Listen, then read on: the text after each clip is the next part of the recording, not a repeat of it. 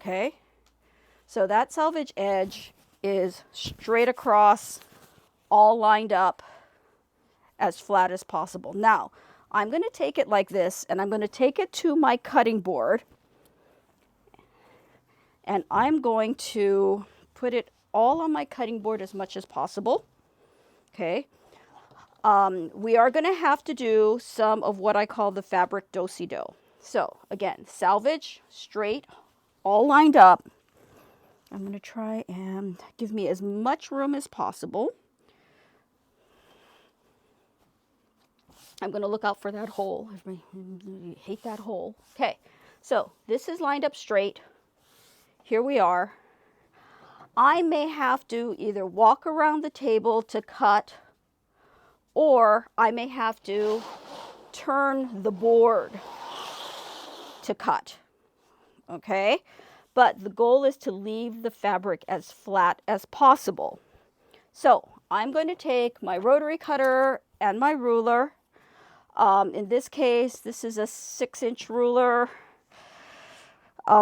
If you have a 6.5-inch ruler, I think that's what it calls for on there.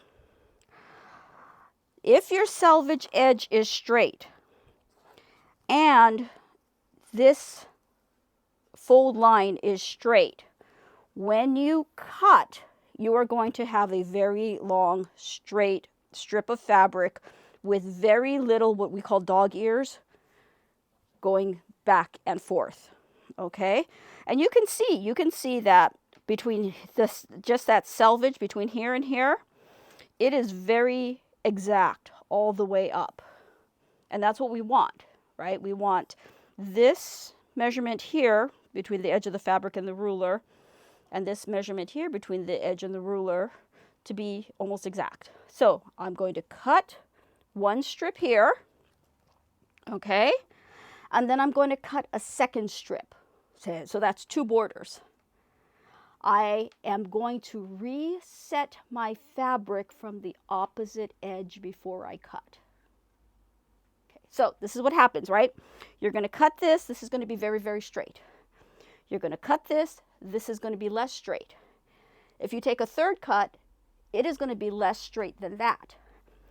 I know my selvage edge is straight, so I'm going to cut 2 from one side, and look, I have another selvage edge. So I'm going to set that up the exact same way I did the other side. So I'm going to actually open this whole thing up, refold it based on this selvage edge, and recut. Okay, so I get 2 borders on this side, 2 borders on this side. Now, your middle section, you have a lot of room, is going to be your 2.5-inch binding. You know, less worried about your 2.5-inch binding being perfectly straight. It's nice if it's straight, but it doesn't have to be as straight. And, you know, take your 2 big chunks, re-straighten it, cut 2 strips for your binding, flip it over, re-straighten it, cut 2 strips for your binding. You'll be surprised, actually, by the time you cut the 2 strips, how weird this angle actually is. Okay, but if you do 2 from one side and 2 from the other, you will get straighter borders. Okay, so that is my handy dandy tip for cutting long borders. Thank you for joining us for Arabella. We will see you next year for Wind Song. Sign up now before the end of the year, okay? Bye.